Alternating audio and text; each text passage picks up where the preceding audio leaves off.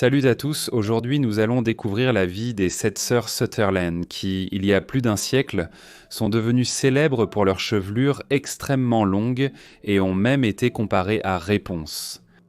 Voici leur histoire. Les 7 femmes qui allaient un jour devenir les premières et 20 célébrités capillaires d'Amérique sont nées de Fletcher et Mary Sutherland dans le comté de Niagara, dans le nord de l'État de New York, au milieu du XIXe siècle. Sarah l'aînée est née en 1845 et a été suivie par Victoria 4 ans plus tard, en 1849. La troisième aînée du septuor était Isabella. Elle est née en 1852. Mais il existe encore aujourd'hui un certain débat, jamais résolu pour savoir si elle était une sœur biologique des 6 autres ou si elle avait été adoptée. Après elle vint Grace en 1854, Naomi en 1858, puis Dora et Marie en 1860 et 1862 respectivement.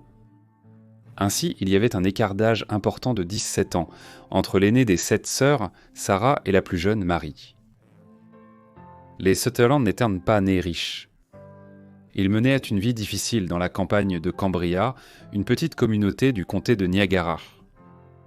Leur père, Fletcher, était éleveur de dindes, mais c'était un paresseux, qui ne faisait rien et qui faisait travailler ses filles pieds nus sur leur terre.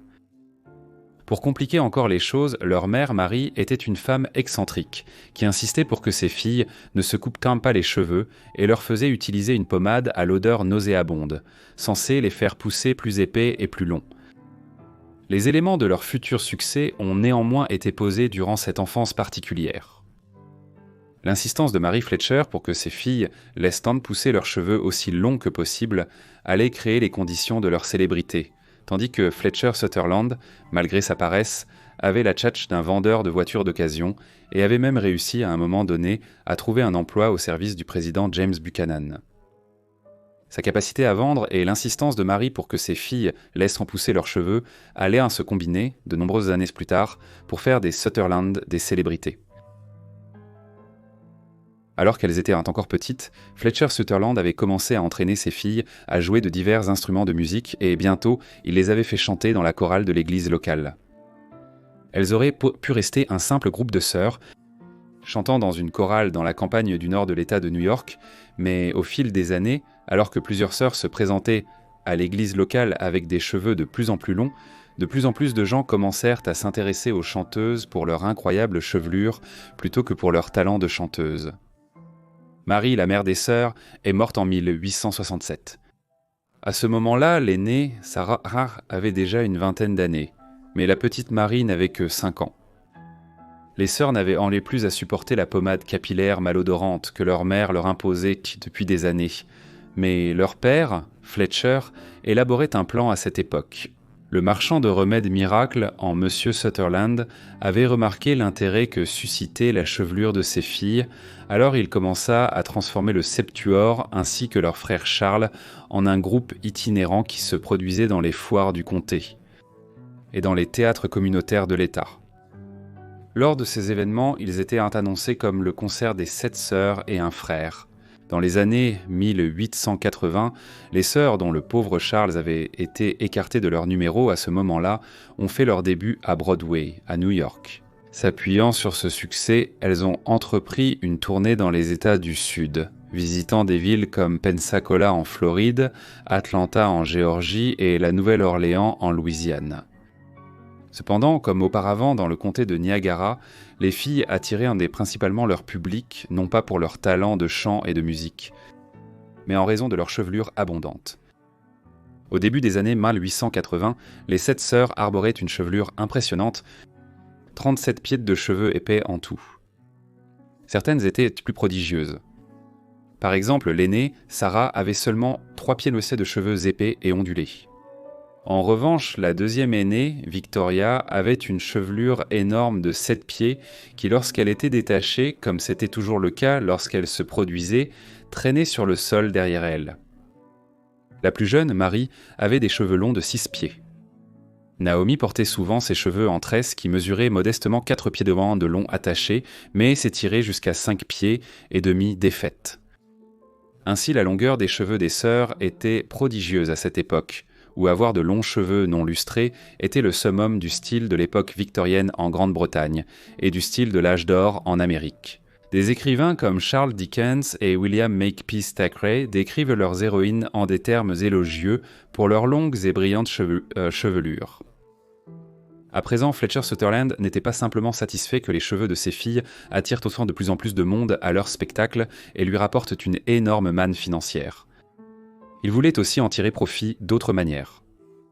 Ainsi, alors que ses filles commençait à percer à New York et à parcourir le pays en tournée, il inventa une lotion pour la pousse des cheveux, qu'il présenta comme étant la clé de la longueur miraculeuse des cheveux de ses filles.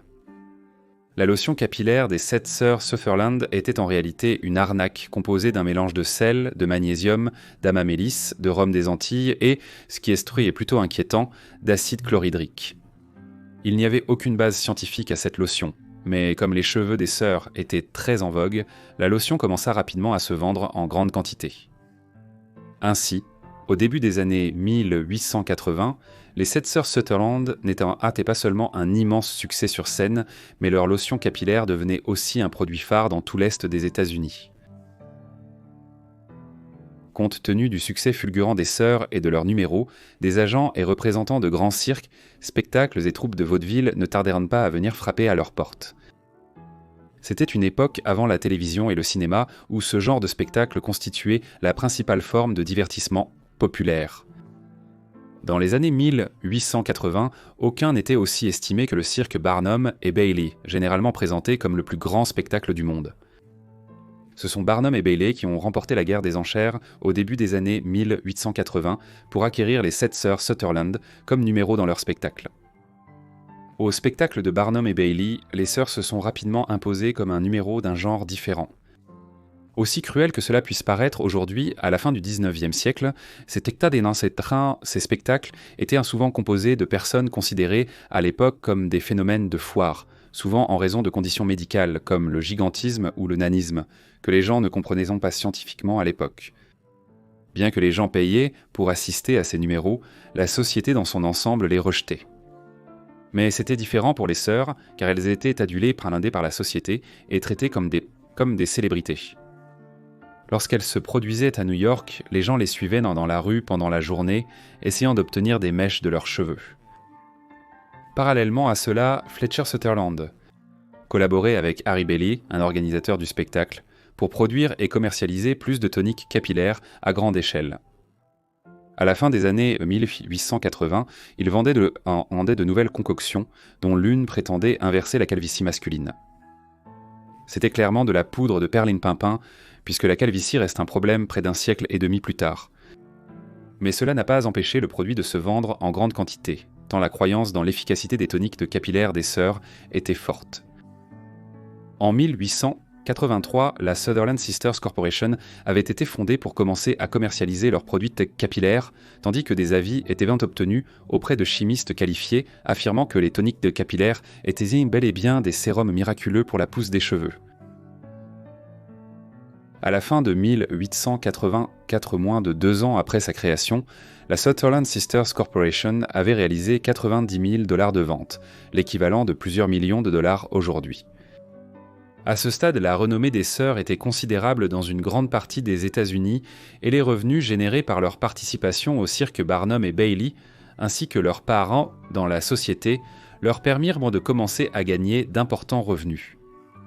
De plus, avec la mort de leur père en 1888, cela augmenta considérablement, car Fletcher Sutherland détournait une grande partie de l'argent que ses filles gagnaient, pour le mettre dans ses propres poches. De plus, l'argent généré par la société continua d'augmenter à mesure que la gamme de produits s'élargissait pour inclure des peignes, des cosmétiques et d'autres articles liés aux soins des cheveux et du visage.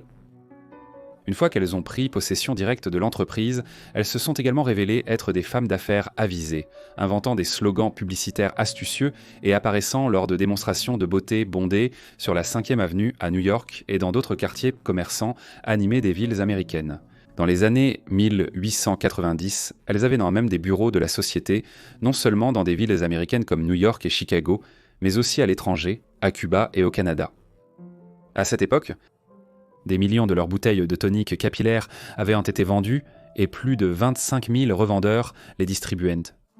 dans des mécanismes commerciaux qui seraient plus tard utilisés par des vendeurs de cosmétiques plus connus, comme Elizabeth Arden au XXe siècle. Les sœurs ont pleinement profité de leur nouvelle richesse, faisant des achats somptueux et accumulant des maisons de luxe. Beaucoup d'entre elles ne se sont pas mariées afin de garder le contrôle de leurs affaires financières et ont plutôt prodigué leur attention à des animaux de compagnie traités de façon extravagante, préfigurant l'obsession de nombreuses célébrités modernes pour leurs chats et leurs chiens. Leur image publique a évolué en parallèle. Dans les années 1890, les sœurs avaient atteint une grande célébrité en tant que célébrité capillaire de la fin du XIXe siècle, apparaissant souvent dans des publications telles que Harper's, The New York Times, Time et The New Yorker. Les photos dédicacées et autres souvenirs des sœurs se vendaient à des prix élevés, tandis qu'on leur proposait des sommes énormes pour des mèches de leurs cheveux. On pense qu'un admirateur aurait offert à Victoria Sutherland des milliers de livres pour qu'elle coupe toute sa chevelure, une somme équivalente à plusieurs centaines de milliers de livres aujourd'hui. À la fin des années 1890, les pressions de la célébrité commençaient à se faire sentir. Plusieurs des sœurs devinrent de plus en plus obsédées par leur vie privée, tandis que d'autres devinrent excentriques. Au milieu des années 1890, elles ont bâti un magnifique manoir dans leur comté natal de Niagara. C'était une grande démonstration de leurs prétentions, construit comme un véritable château de princesse, avec tourelles et coupoles. À l'intérieur, des lustres en cristal et les bois les plus précieux ornaient en chaque pièce. Les lits étaient importés d'Europe et même les quartiers des domestiques étaient trop construits à une échelle impressionnante. Un palefrenier attaché à la maison avait des chevaux dont les fers étaient en or. Ces dépenses somptuaires définiraient par causer la perte des sœurs. Au début des années 1900, des disputes commençaient entre elles au sujet des bénéfices de l'entreprise. Beaucoup avaient commencé à consommer des drogues comme l'opium et la cocaïne qui pouvaient être obtenues en pharmacie à l'époque, et cela accentuait leur comportement erratique. Une source de revenus majeure s'est tarie lorsqu'ils ont quitté le spectacle Barnum et Bailey. Après la mort de Victoria, la deuxième fille est née. Elle fut la deuxième des 7 à mourir, Naomi étant décédée jeune en 1893. Cependant, le véritable déclin des sœurs et de leur compagnie survint dans les années 1910, lorsque la mode autour des cheveux commença à changer. Les coupes courtes devinrent à la mode et, à mesure que ce style se popularisait, les ventes des toniques capillaires des sœurs Sutherland s'effondrèrent. Au moment où la troisième sœur aînée, Isabella, est décédée en 1917, la fortune familiale commençait à s'épuiser rapidement. Puis, lorsque l'aînée Sarah est décédée en 1919, les 3 sœurs restantes, Grace, Dora et Mary, sont parties pour Los Angeles, espérant profiter de la culture de la célébrité grandissante à l'ouest. Malheureusement, Dora est décédée dans un accident de voiture là-bas. Dans les années Putmal 920, Mary et Grace ont essayé de maintenir en vie l'entreprise de fertilisants capillaires en difficulté, à une époque où les long locks n'étaient plus appréciés. Démunies, elles vivaient dans une maison abandonnée. Finalement, la société fit complètement faillite en 1936. Marie finit par devenir psychologiquement instable et fut internée à l'asile d'État de Buffalo au milieu des années 1930, où elle mourut en 1939. Grace mourut dans la misère en 1946, au début de la quatre-vingtaine, pratiquement sans le sou. Ainsi, les sœurs Sutherland n'étaient pas seulement l'un des premiers exemples de grandes célébrités américaines, mais aussi d'un parcours de la misère à la richesse, puis à nouveau la misère. Merci d'avoir regardé cette vidéo sur les sœurs Sutherland, en espérant qu'elle vous a plu. Partagez vos réflexions sur leur vie et leur entreprise, ainsi que vos suggestions, dans les commentaires ci-dessous. J'espère que vous êtes abonnés et que vous avez activé les notifications pour recevoir mes vidéos dès leur publication. C'est tout pour moi, on se retrouve dans la prochaine vidéo de Vies oubliées. Merci.